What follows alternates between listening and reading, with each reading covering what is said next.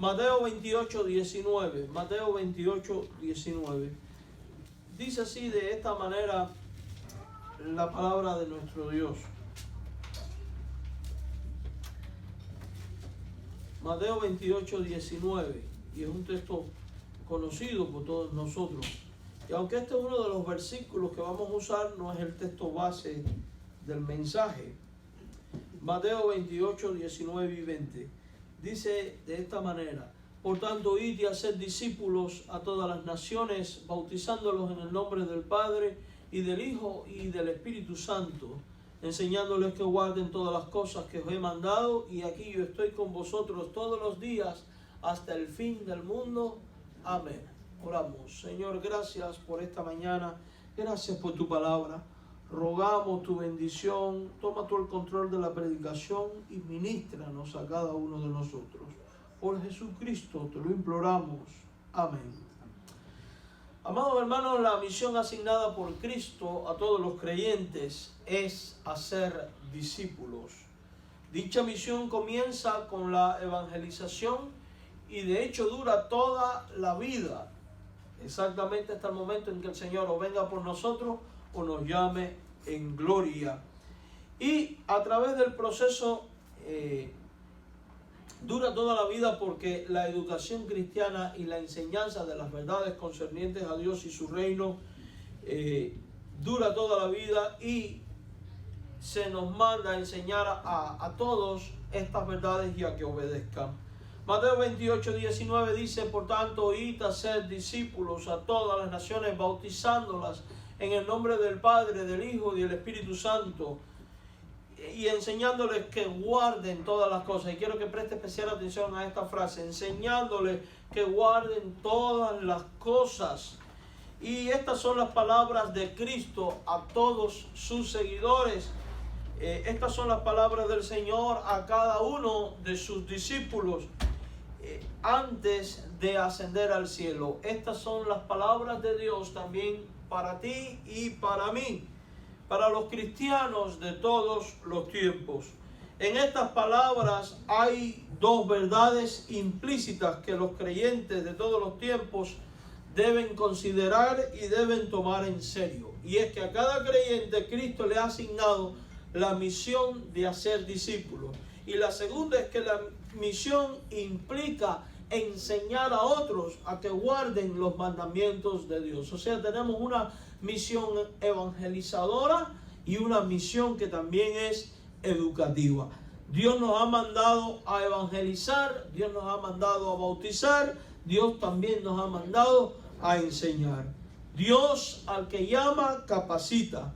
Si Dios nos ha pedido que vayamos al mundo y que hagamos discípulos, eso quiere decir que con la orden dada, Él garantiza el otorgamiento de la sabiduría, el discernimiento y la gracia para soportar toda clase de sufrimiento y todo aquello que sea necesario en nosotros para ser un discípulo de Cristo que hace discípulos para Cristo. Cada creyente ha de tomarse en serio esta orden dada por Dios y asumir con responsabilidad, con valor y presteza esta misión, y más cuando sabemos que en el ejercicio práctica de la misma, Cristo ha prometido estar con nosotros todos los días hasta el fin del mundo. Al leer los evangelios descubrimos que a todo aquel a quien Jesús hizo su discípulo, en algún momento después de haberle enseñado, le ordena, le manda a ir a otros y a enseñar lo aprendido, le ordena a ser nuevos discípulos. Pues al fin y al cabo de eso se trata la vida cristiana, de ser discípulos que hacen discípulos. Veamos algunos ejemplos. Si usted recuerda el ex endemoniado gadareno y la escena, aquel hombre vivía atormentado por demonios, y después de ser liberado por el Señor, de aquella terrible posesión demoníaca que había sufrido por mucho tiempo, ante el pedido hecho de parte de a Jesús para que le permitiera ir con él, esto es lo ocurrido. Jesús no se lo permitió dice Marcos 5:19, sino que le dijo: vete a tu casa, a los tuyos, y cuéntales cuán grandes cosas el Señor ha hecho contigo y cómo ha tenido misericordia de ti. Discipular se trata de eso, amados hermanos, de ir a los nuestros y contarles las cosas que el Señor ha hecho con nosotros y cómo ha obrado en misericordia para con cada uno de nosotros. Si recordamos los 70, podemos ver a la luz de la Biblia que ellos eran seguidores de Jesús, personas que le acompañaban todo el tiempo. Y estos no eran apóstoles, sino que eran discípulos comunes y corrientes, como usted y yo, a quienes Jesús envió de dos en dos delante de él a toda ciudad y lugar a donde él había de ir para anunciar el reino. Tal y como enseña el capítulo 10 de Lucas en el versículo 1. Dice: después de estas cosas designó el Señor también a otros 70, y yo quiero que aquí miremos esto. Gente que estuvo con el Señor, después fue enviada ¿por quién? Por el Señor. Y es el principio que encontramos en la Biblia. Dios nos llama a salvación, nos acompaña, nos enseña y lo hace para que después nosotros vayamos al mundo y ganemos a otros para su reino. Dice: a quienes envió de dos en dos delante de él a toda ciudad y lugar a donde él había de ir. Todo creyente dado por el Padre al Hijo también fue comisionado para contar a otros, para anunciar a otros el Evangelio y para ser discípulos y enseñar a otros las verdades aprendidas con respecto a la fe. En la conocida oración sacerdotal de Jesucristo, cuando él ora al Padre por cada uno de sus discípulos, de alguna manera revela lo que hay en el corazón del Señor con respecto a todos aquellos que se convierten en sus seguidores, revelando lo que Cristo espera de sus discípulos, lo que Cristo espera de ti y de mí como hijo suyo, lo que Cristo espera de nosotros como cristianos. Y note cómo él en Juan capítulo 17, versículos del 6 al 8, ora diciendo: he manifestado tu nombre a los hombres que del mundo me diste. Tuyos eran y me los diste y han guardado tu palabra. Ahora han conocido que todas las cosas que me has dado proceden de ti, porque las palabras que me diste les he dado y ellos las recibieron y han conocido verdaderamente que salí de ti y han creído que tú me enviaste.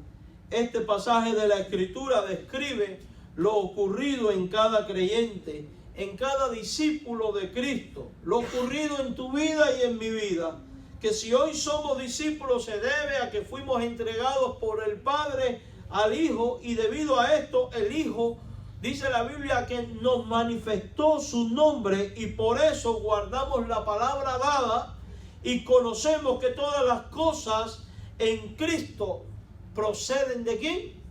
De Dios, porque la palabra dada por el Padre al Hijo son las que el Hijo nos dio. Por eso creemos que lo enseñado por Jesucristo es palabra de Dios y lo recibimos con fe, creyendo en nuestro corazón que el Hijo salió del Padre y que es un enviado de esto. Y después de rogar al Padre por varias cosas que son de competencia de los discípulos, note lo que Jesús le pide al Padre Celestial en pro de nosotros. Dice Juan capítulo 17 verso 18, y aquí quiero que nos detengamos y que prestemos especial atención, porque esto lo está diciendo de usted y de mí. Como tú me enviaste al mundo, le dice Dios a Cristo al Padre, como tú me enviaste al mundo, así yo los he enviado al mundo. Nosotros somos personas llamadas por el Hijo para salvación y comisionadas para ir al mundo perdido y anunciar las buenas nuevas de Dios, anunciar el reino de Dios y hacer discípulos de Cristo. Yo los he enviado. Y quiero que preste especial atención aquí. Jesús no dice yo los voy a enviar. Jesús dice yo los he enviado. Esto es algo ya ocurrido. Interesante. Esto es lo que ha hecho Jesús con aquellos a quienes el Padre le entregó y que han guardado su palabra. Los ha enviado al mundo de la misma manera que el Padre había hecho con él. Y en otras palabras, el Padre envió al Hijo y el Hijo nos ha enviado a nosotros. De la misma manera que el Hijo obedeció al Padre en esta misión de ir al mundo para ganar al mundo, nosotros debemos de obedecer al Hijo en la misión de ir por todo el mundo para ser discípulos de Cristo para Cristo. Durante esta oración en el corazón de Jesús estaban incluidos los creyentes del futuro. Estábamos incluidos tú y yo. Si usted lee el verso 20 del capítulo 17 de Juan, Jesús dice: mas no ruego solamente por estos, o sea, por aquellos que en ese momento les están acompañando. Él continúa y dice: sino que también por los que han de creer en mí por la palabra dada. O sea que esto de que somos enviados al mundo es parte de la oración de Jesús, también por aquellos que iban a venir después, por las generaciones futuras, por los creyentes de todos los tiempos. Y estas palabras deben tener peso en nuestra mente, en nuestro corazón y en nuestra conciencia. Eso quiere decir que los cristianos de hoy no estamos excluidos de la misión de ir y hacer discípulos de Cristo y enseñarles a los tales a que guarden todas las cosas. Estos ejemplos confirman lo que hemos venido diciendo, que todo aquel a quien Jesús hizo su discípulo, en algún momento después de haberle enseñado, lo manda a ir a otros y enseñar lo aprendido. O sea, lo convierte en un discipulador. Todos somos llamados a ser discipuladores. Ser un discipulador eficaz depende de tener una personalidad, una autoridad y una metodología adecuada. Estos tres elementos son imprescindibles. Estos tres elementos son necesarios en tu vida y en mi vida para poder ejecutar con eficacia esta misión. Para ser eficaces en el cumplimiento de esta misión, es menester entonces que nosotros miremos al ejemplo por excelencia de cada una de estas cosas. Y esa persona es Jesucristo. Esa persona es nuestro Señor. Nuestro Maestro perfecto. Y en lo que respecta a personalidad, autoridad y metodología y disponer todas las cosas de nuestra vida para imitarlo, es lo que tenemos que hacer.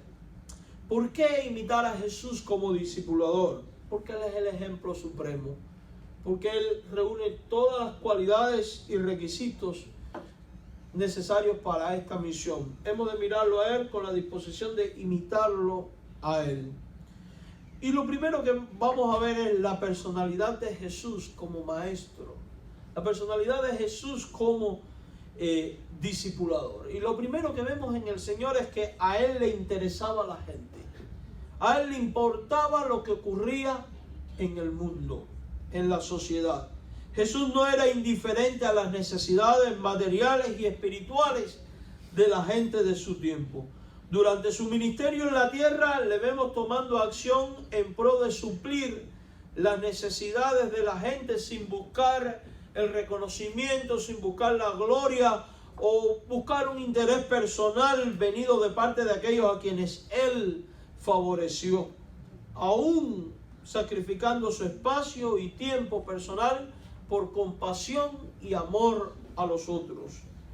En el relato de la alimentación de los 5,000 es solo uno de los tantos ejemplos que aparecen en la Biblia de Cristo como nuestro modelo. Son estas actitudes y acciones las que los cristianos y la iglesia de hoy debemos de mirar e imitar.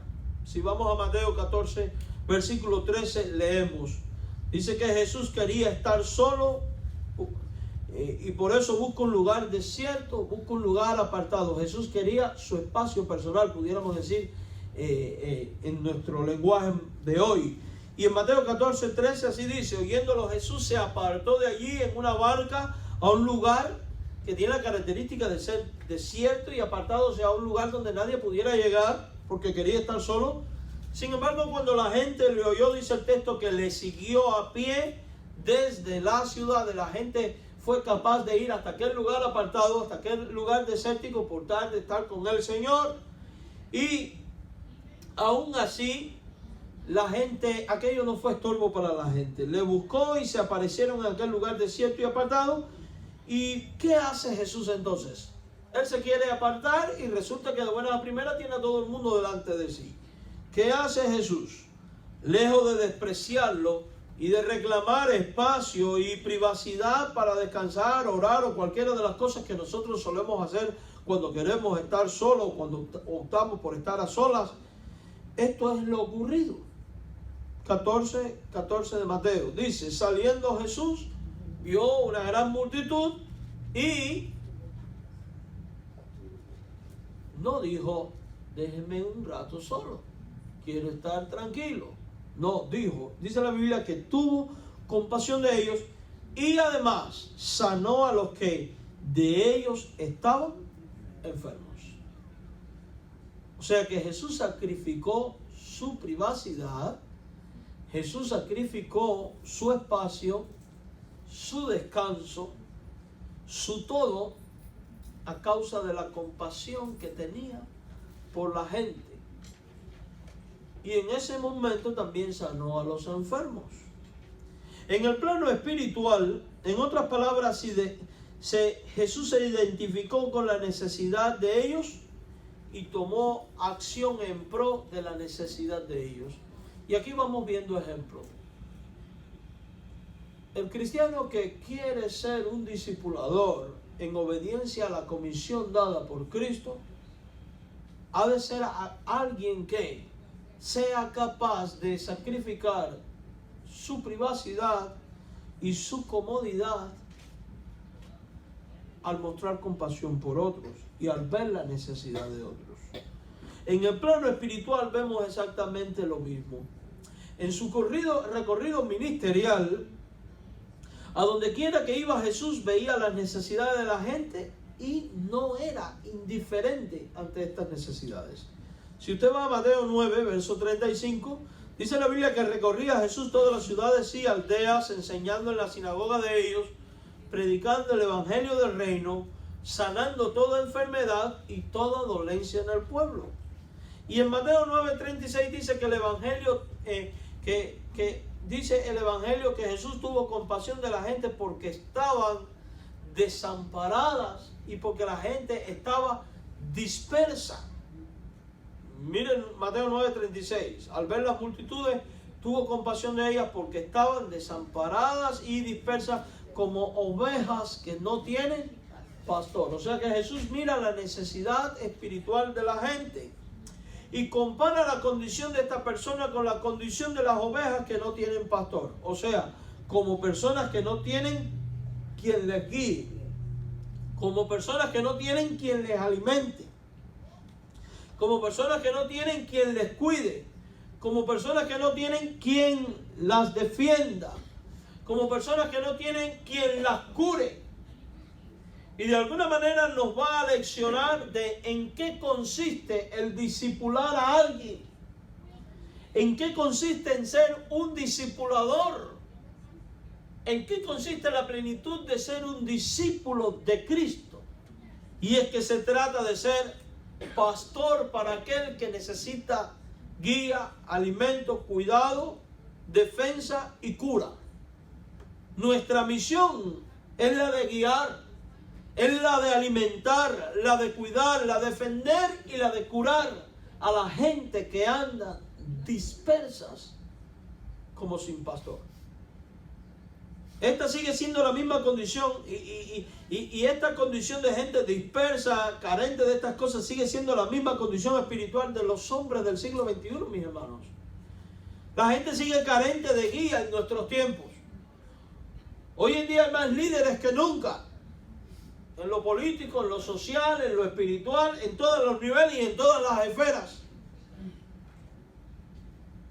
Pero aún así la gente sigue carente de guía porque los líderes que estamos viendo y teniendo en su mayoría no están bajo el señorío de Jesucristo ni se mueven bajo la autoridad de la palabra de Dios, sino bajo criterios y filosofías humanas que excluyen a Dios de su forma de vivir y de pensar. No en balde entonces la gente sigue dispersa y sin dirección,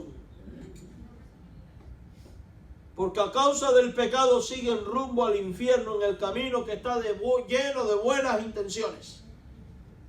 La gente sigue carente de alimento espiritual porque no han sido llevados a pastos verdes, porque han excluido a Dios de su vida, han excluido la palabra de Dios de su vida, porque ya Dios no es el centro de la vida del ser humano, sino que el centro ha sido sustituido por los hijos, por la familia, por la política, por el trabajo, por toda clase de cosas, y Dios ha quedado fuera. Y cuando Dios queda fuera,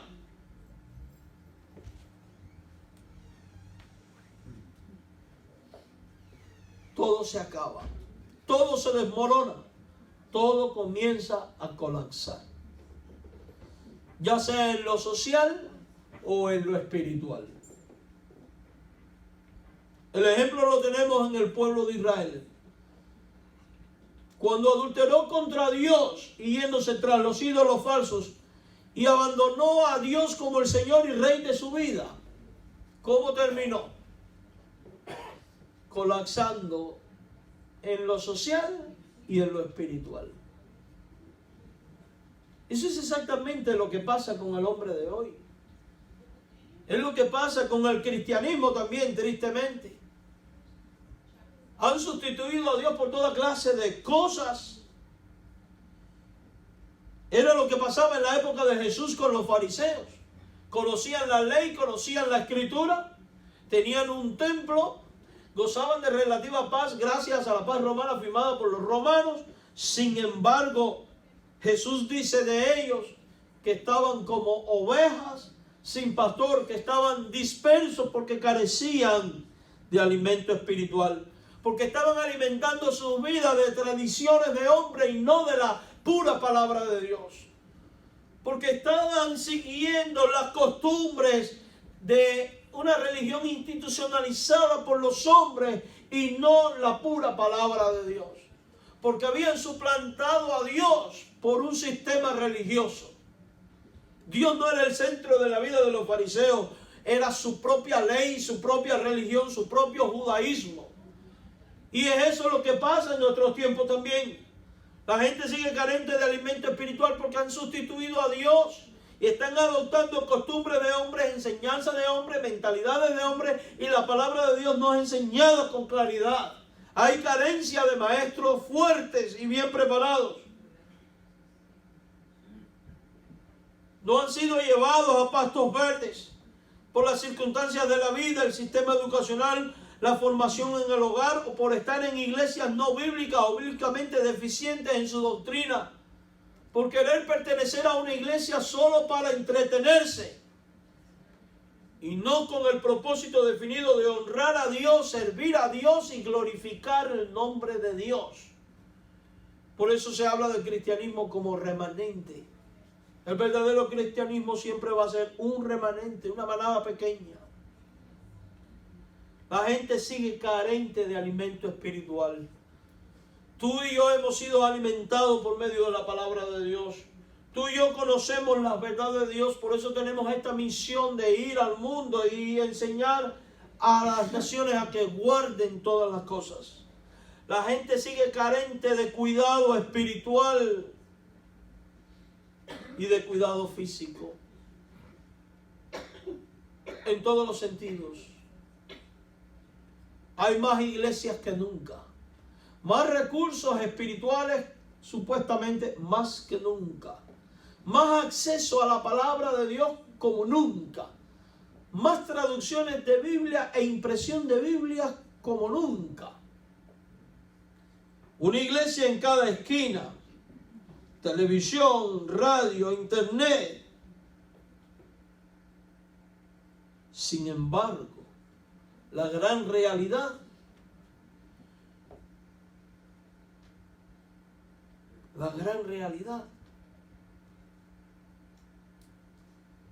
es que el cristianismo está más deficiente que nunca.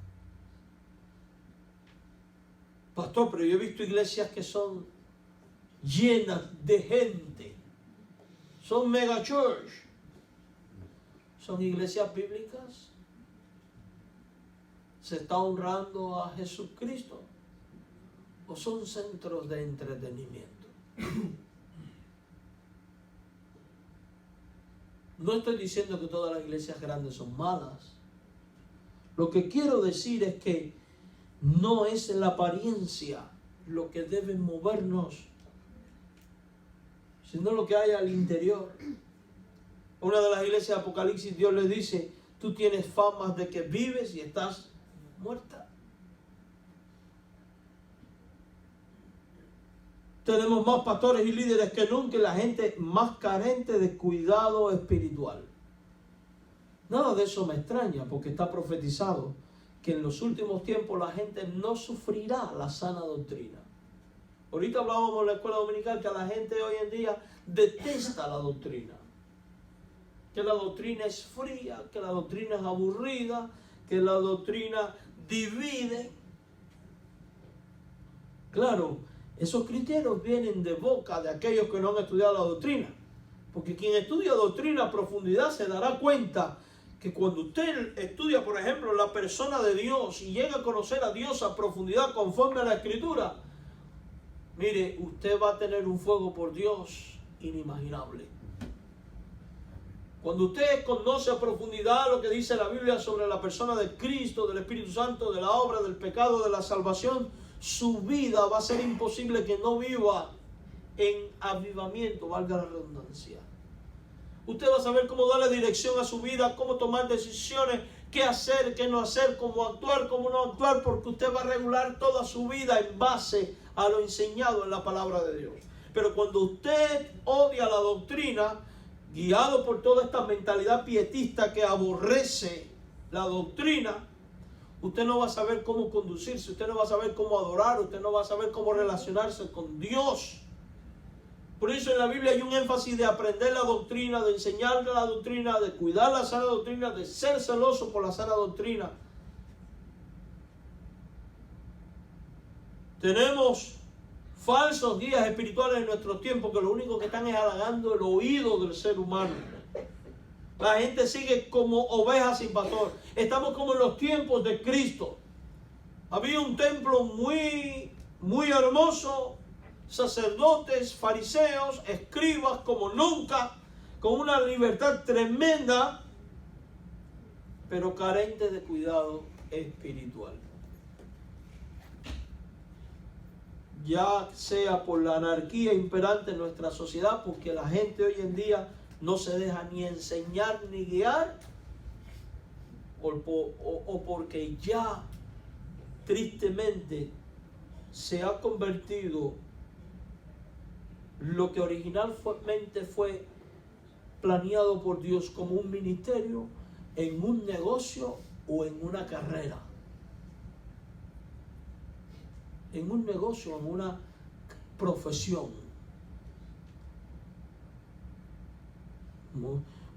No hay mucho estuve hablando con un pastor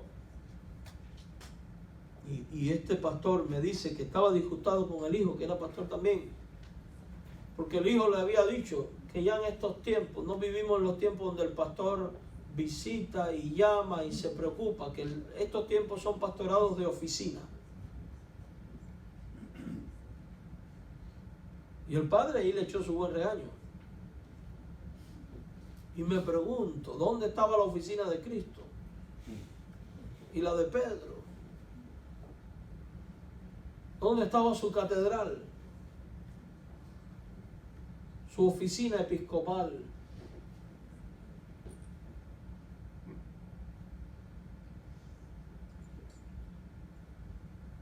Hermosos son los pies de los que anuncian la paz.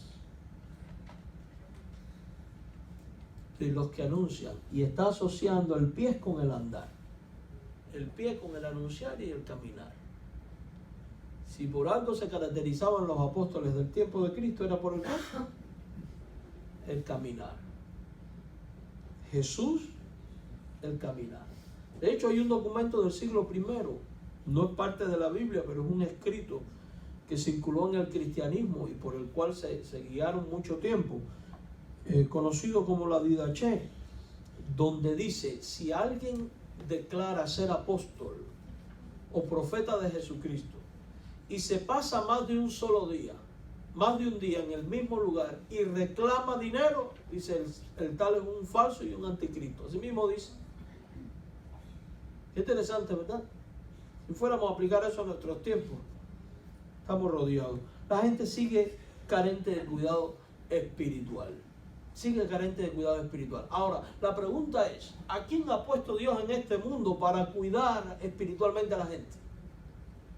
A nosotros, por medio del discipulado. Porque si la gente está dispersa, Dios no las quiere dispersas, Dios las quiere en comunión con Él. Y si la gente está sin pastor, Dios quiere que tengan un pastor. ¿Y quién es el príncipe de los pastores? Jesucristo. La gente quiere que Jesucristo, Dios quiere que Jesucristo sea el pastor de esa gente dispersa. La gente sigue carente de defensa espiritual, de gente que espiritualmente las defienda. Pues no hay líderes espirituales, o carecen, vamos a decir, no podemos ser absolutos, que por amor a Dios y a las ovejas en sí, sea capaz de reprender, amonestar, exhortar, corregir las falsas enseñanzas, haciendo huir a los lobos que vienen a atacar el rebaño y a la gente. Ustedes saben, años atrás,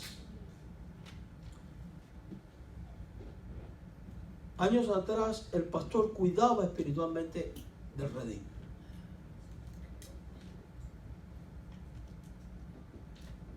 Cuando había un hermano algo descarriado, ¿qué hacía el pastor? Venga, que tengo que hablar con usted. Pues aparecía en su casa. Nada de llamar por teléfono. ¿Usted me puede recibir? No. Aquí hermanos, su vida no está andando bien con Dios. La palabra enseña. ¿Y qué hacía la oveja de estos tiempos? Usted tiene razón. Respetar, obedecer. La rebelde era llevada a la congregación y si aún no respondía, puesta en disciplina. ¿Qué iglesia disciplina hoy? Por esto es el desorden y el relajo que hay, espiritualmente hablando. Pero ¿sabe por qué hoy los pastores no pueden llegar y decir? Porque a veces los pastores son los primeros impíos. 1. 2. También la gente ha perdido el respeto hacia la figura del pastor y no le dejan pastorear su corazón por la autoridad de la Escritura.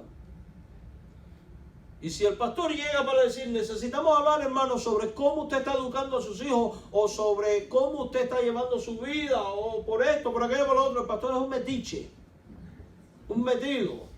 ¿Qué le interesa en mi vida? Y la Biblia dice que han sido puestos para cuidar de las almas de las ovejas. Y el recurso que tiene es la educación y la enseñanza. La disciplina, la amonestación.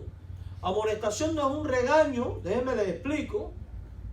Porque a veces creemos que amonestación no. Amonestación es coger la palabra de Dios y por la palabra darle instrucción. Antiguamente, cuando alguien se iba a casar, antes de la oficial, la ceremonia, se daba lo que se llamaban las amonestaciones. ¿Qué eran las amonestaciones? Usted tenía que venir con el pastor a la iglesia o a donde fuera, y él los sentaba a los dos y les enseñaba: mira, el matrimonio implica esto. En la vida va a haber que conducirse así. La enseñanza de la Escritura es esta, es enseñar. Enseñar, no con ideas legalistas y enseñanzas antibíblicas, no, conforme a la palabra de Dios, con amor, con misericordia. O sea que los pastores tienen que aprender a tomar más acción en pro de esto, y las ovejas tienen que abrirse más a dejar que su pastor les guíe espiritualmente, porque Dios lo ha puesto también para eso. La gente sigue carente de quienes le curen, Porque no hay iglesias dispuestas a pagar el precio de atreverse a ir más allá de la esfera espiritual y ser capaces de sanar las heridas de los santos y dar de comer al pobre y al necesitado. Hemos centrado todo nuestro ministerio en la adoración y la educación y nos hemos olvidado de curar la herida del caído. Nos hemos olvidado de alimentar al hambriento. Y no estoy hablando de esta iglesia en particular, no me malinterprete. Estoy hablando en términos generales del cristianismo. Para mí es vergonzoso que hayan iglesias con unos templos, con unos lujos enormes, habiendo gente pasando hambre. A veces hasta en su congregación. Con gastos exacerbados en cosas que muchas veces no son necesarias, u otras que pueden ser sustituidas por cosas. Si yo lo que necesito es un equipo de audio, yo no necesito gastarme $300,000 en un equipo de audio cuando con $1,000 resuelvo exactamente lo mismo. Solo por poner un ejemplo. O sea, iglesias que no administran bien el dinero, porque para mí es una mala administración cuando tú equipas con todo lo de última tecnología o lo que sea, cuando no tienes necesidad, habiendo gente necesitada, habiendo necesidad de sostener misioneros, habiendo necesidad de poder ayudar a aliviar el hambre en cualquier parte del mundo. Cuando Aarón estuvo ingresado porque en mi casa son por turno, no, uno primero, otro después. Le toca a Dailín ahora, Dios no lo quiera. No sé qué me hago yo. Ahora que Aarón estuvo ingresado, mire hermano, allí pasaron unas cosas que yo sinceramente sentí vergüenza delante de Dios. Llegaron de la tienda de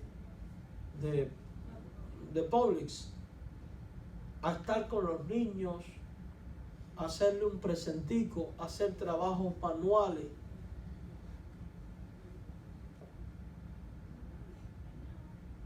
Y yo decía, ¿por qué los cristianos no hacemos algo tan simple como esto? Y mi hijo, que estaba ahí agobiado arriba de aquella cama, pudo desconectar. Al otro día llegaron 3 muchachitas jovencitas, voluntarias, para jugar por 1 hora allí con él. Nadie las había mandado. Ahí estaban. Y ya sea que lo hagan porque se lo piden para la escuela o por lo que sea, la cuestión es que lo estaban haciendo. Y qué tristeza me dio ver tanta gente del mundo pasando por allí para hacer algo por los niños y ni un solo cristiano, tan siquiera para decir, vamos a orar. Yo creo que es tiempo de que nosotros tomemos un poco más de acción. ¿Cómo la gente va a creer en nuestro mensaje de amor y de misericordia y todas estas cosas si nosotros no manifestamos en acciones concretas nuestro amor y nuestra misericordia? Y caemos en la hipocresía de decirle a alguien, Dios te bendiga, vete en paz, Dios te va a proveer, cuando tú tienes en tus manos el poder hacer por alguien. Aquellas 3 muchachas no llevaron nada, pero fue 40 minutos jugando con un tablero allí. Algo que parecía tonto, pero para el niño era importante en ese momento. La gente sigue carente. ¿Sabe por qué la iglesia crecía en favor con Dios y con todo el pueblo en el libro de los Hechos? Porque hacía todas estas cosas, porque tenían las cosas en común y porque nadie decía tener suyo nada propio. Las cosas en este aspecto no han cambiado y no cambiarán jamás mientras estemos en la tierra. El mismo Cristo que nos ha dado ejemplo nos demandará por haber hecho o no estas cosas.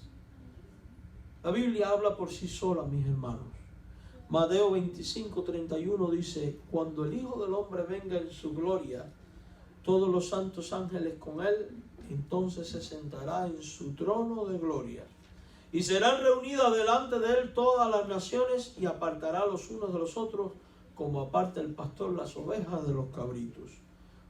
Pondrá las ovejas a su derecha, o sea, los salvos, y los cabritos a su izquierda, los no salvos. Entonces el rey dirá a los de su derecha, a los creyentes: esto es lo que se nos va a decir a ti y a mí. Y escuche, es lo que se nos va a decir a ti y a mí. Venid benditos de mi Padre, heredad el reino preparado para vosotros desde la fundación del mundo. Esto lo va a decir de creyentes, pero de creyentes que tomaron acciones concretas en favor del otro. Porque nosotros somos muy fieles en amar a Dios sobre todas las cosas, pero nos olvidamos con mucha facilidad de amar al prójimo como a nosotros mismos. Venid benditos de mi Padre, heredad el reino. Y después dice: porque tuve hambre y me diste de comer, tuve sed y me diste de beber, fui forastero y me recogisteis, estuve desnudo y me cubristeis, enfermo y me visitasteis, en la cárcel y vinisteis a mí. Entonces los justos le responderán diciendo: Señor. Y mire qué interesante la respuesta de los justos. Los justos no se habrán dado cuenta de que ellos visitaron, recogieron, alimentaron, etcétera, etcétera. ¿Por qué? Ellos preguntan: ¿cuándo te vimos forastero y te escogimos desnudo y te cubrimos? ¿O cuándo estuvimos enfermos o en la cárcel y vinimos a ti? ¿Sabe por qué ellos se asombran de que Jesús les diga eso?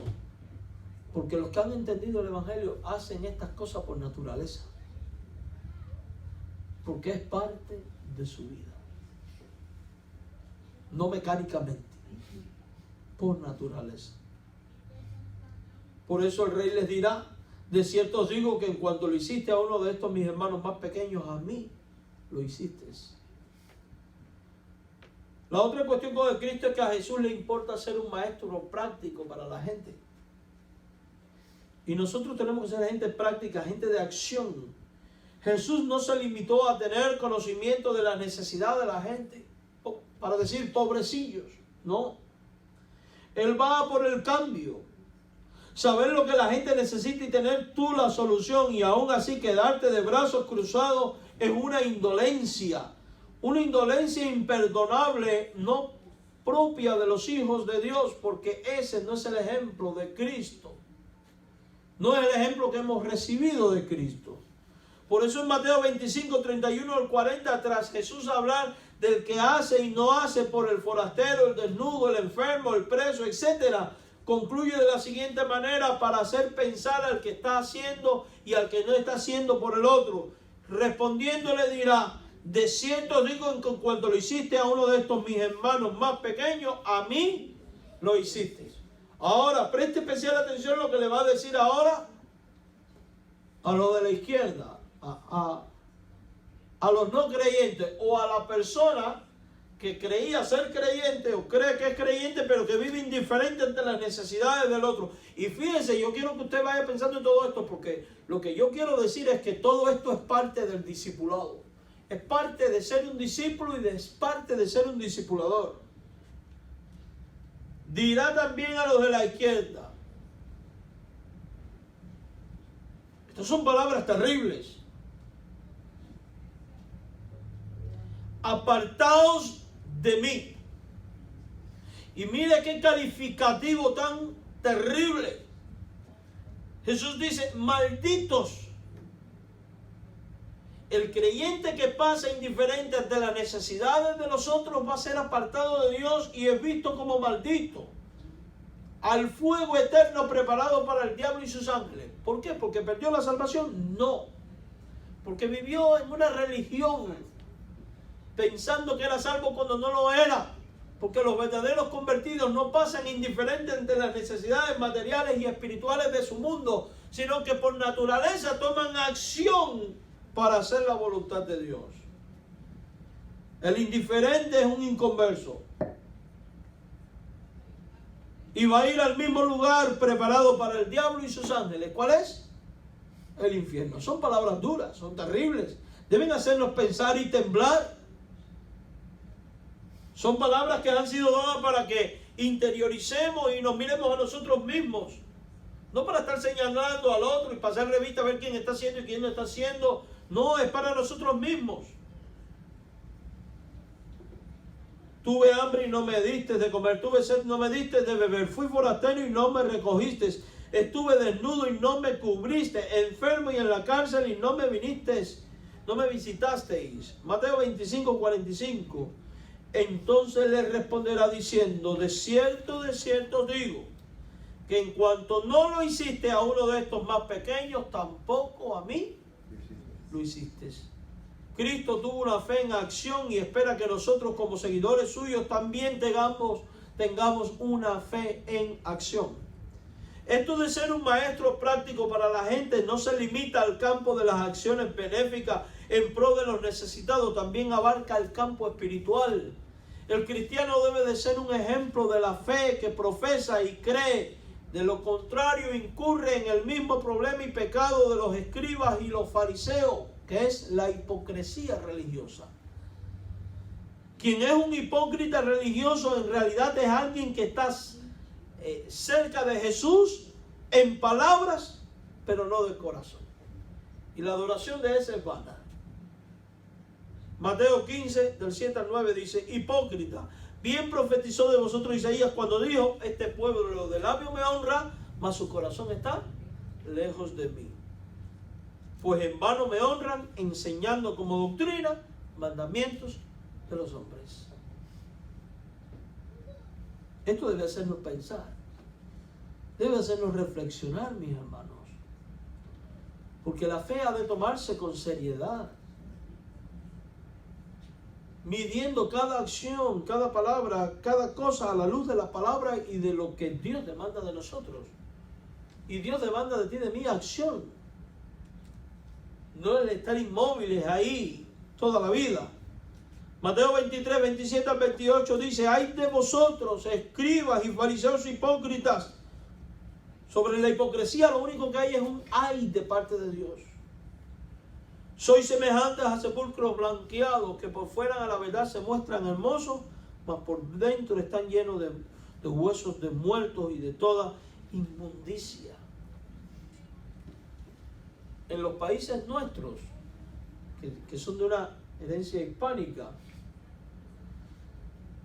si usted va a los cementerios se va a encontrar verdaderas obras de arte.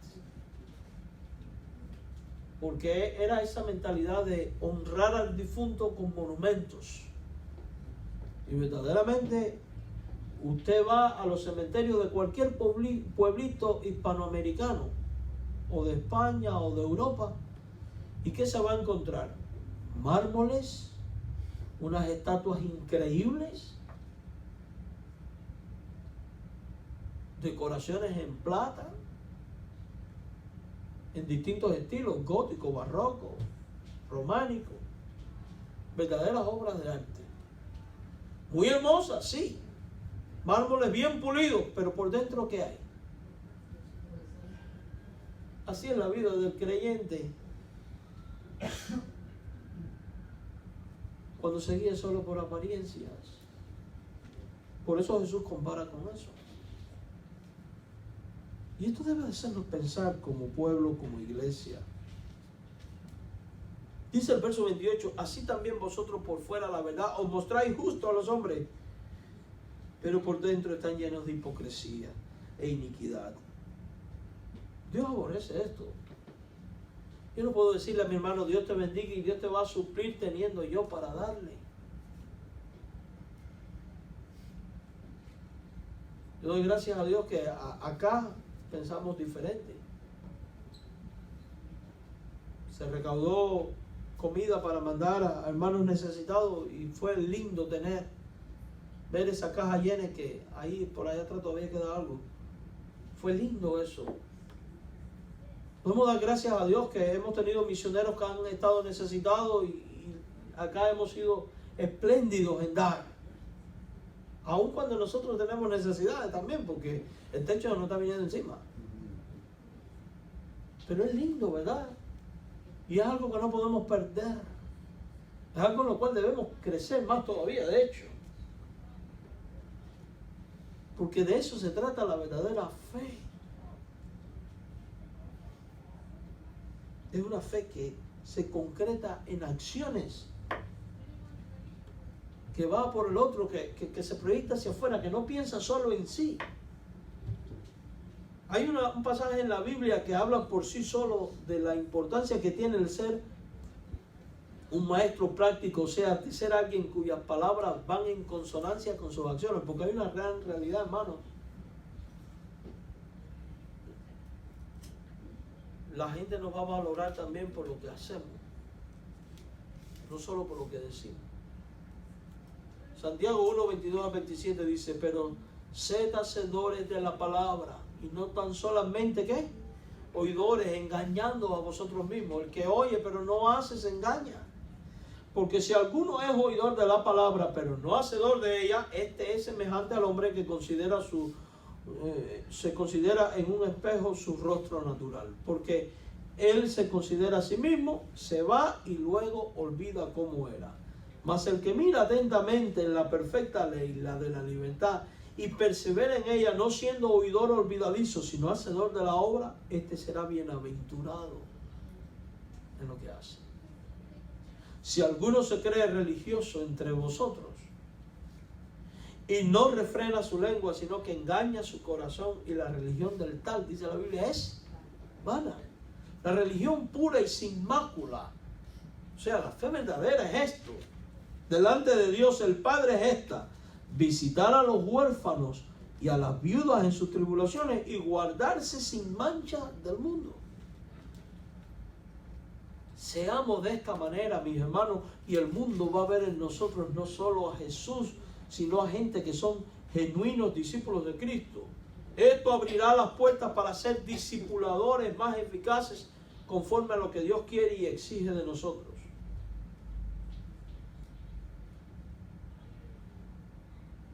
Qué triste es en nuestros tiempos cuando usted sale a evangelizar y usted se presenta como cristiano. Qué triste que nos estén mirando como la persona que viene para quitarnos algo. Que viene para quitarnos el dinero. Porque han sido tantos los abusos cometidos por muchos sinvergüenzas y falsos maestros y falsos pastores y falsos apóstoles, que la gente ha generalizado. ¿A usted no le ha ocurrido que ha ido a hablarle a alguien y dice, no? Ahí lo único es para quitar dinero y para robar y para pedir? Eso es lamentable. Es lamentable. ¿Sabe cómo eso se tapa la boca? Haciendo por el otro. La autoridad de Jesucristo como discipulador es lo otro que debemos de considerar. Jesús sabía lo que estaba enseñando y se ceñía exclusivamente a la palabra de Dios, excluyendo toda tradición de los hombres. Por eso cuando él hablaba, la gente se maravillaba y decía, este habla como quien tiene ¿qué? Autoridad. Él maneja los asuntos doctrinales y morales y espirituales con un conocimiento extraordinario. No se guía por tradiciones, se guía exclusivamente por lo que enseña la palabra. Cayera bien o cayera mal. De hecho, hay un momento en el cual es tan fuerte que muchos de los discípulos dejan de seguirle. Él se vuelca a los 12 y les dice, ¿se quieren ir ustedes también? Porque es que seguir a Cristo implica el sacrificio de ser capaz de tomar la cruz y aún así seguir.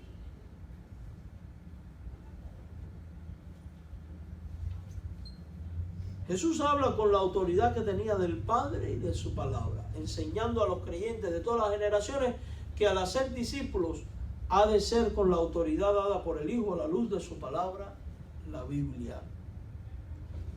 Jesús al enseñar demanda dos cosas de parte de sus oyentes y son las dos mismas cosas que en el quehacer discipular debemos demandar de los nuevos discípulos. 1, responsabilidad. 2, reconocimiento público. Cuando hablamos de responsabilidad, vemos que Jesús nunca forzó a la gente a aceptar su punto de vista. Su mayor anhelo era que las personas aceptaran las consecuencias positivas o negativas de sus decisiones, pero nunca obligó a nadie, nunca forzó a nadie. Desde el punto de vista positivo, esto es lo que ocurre. Mateo 7:24. cualquiera que me oye estas palabras y las hace, la compararé a un hombre prudente que edificó su casa sobre la roca. La mejor respuesta a la enseñanza recibida era ponerlas en práctica. Vivir acorde con las instrucciones del maestro permitiría que la persona fuera prudente, sensata, cauta en sus acciones y en sus decisiones.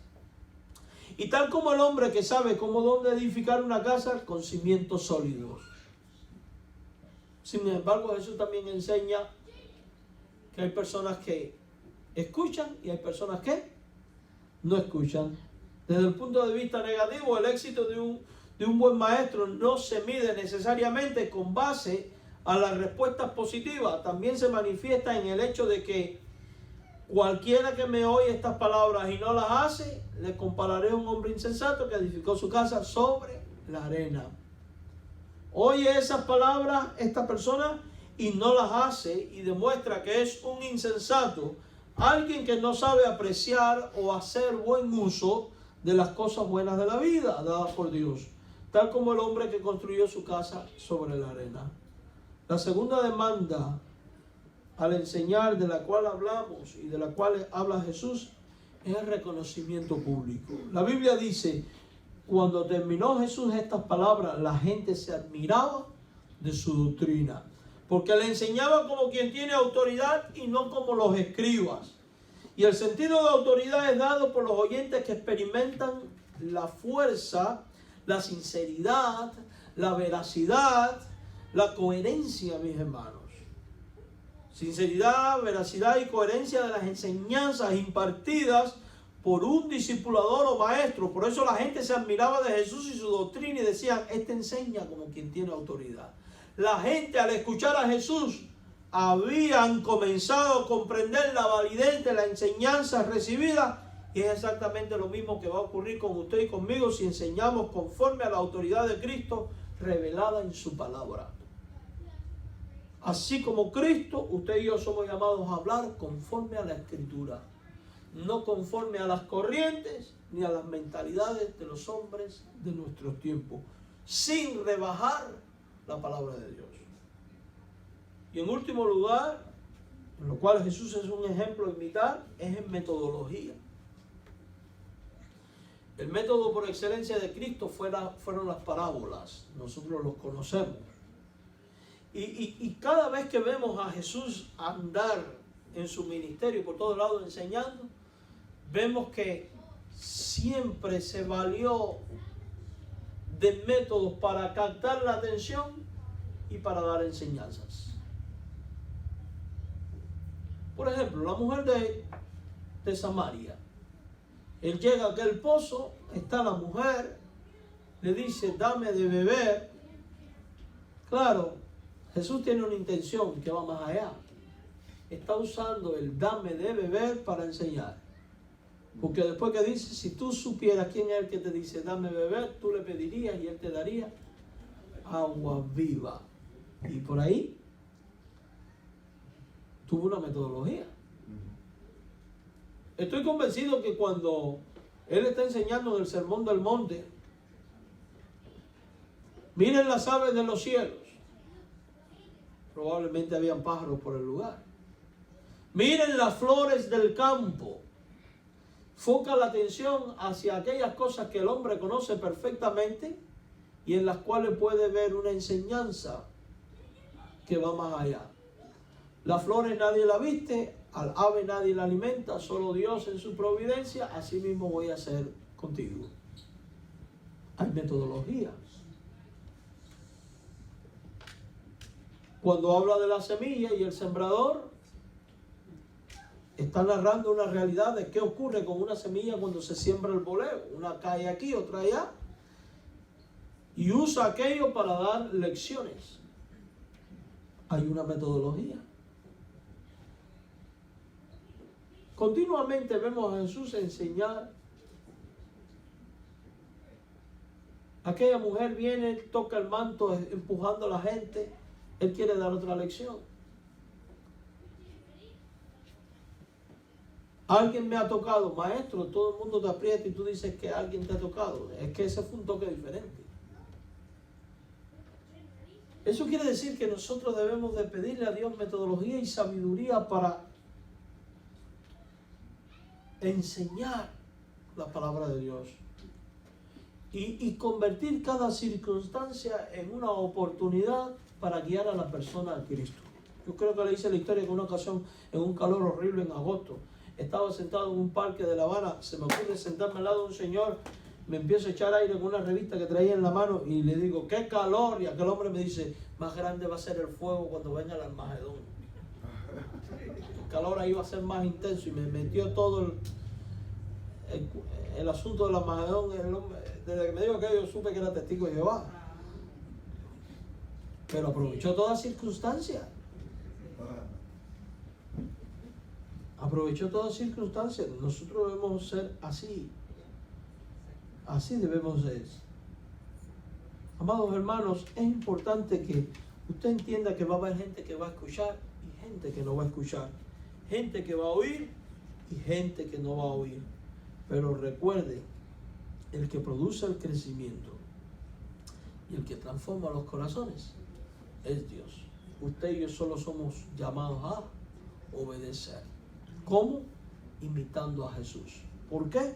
Porque Jesús es el maestro discipulador perfecto por la autoridad divina que le reviste y eso le convierte en el modelo perfecto a imitar. Miremos a Cristo y desarrollemos la misma actitud, la misma autoridad, la misma metodología con Él y veremos cómo la gente se convierte en discípulos de Cristo. Amén. El Señor le bendiga y esto es lo que quería compartir. La semana que viene seguimos hablando de Jesús como maestro. Vamos a estar 3 meses en estos temas. Puestos de pie, vamos a cantar grande gozo hay en mi alma hoy. Los hermanos nos guían. Vamos a orar primero. Gracias, Señor, por este momento en el cual nos permites ser edificados por tu palabra, la Biblia. Ayúdanos a ser discipuladores idóneos que miran a Cristo e imitan a Cristo. Danos la gracia para reproducir esto en nosotros y para reproducirnos como pueblo tuyo. Llévanos con bien a nuestro hogar y danos tu bendición. En Jesús. Amén.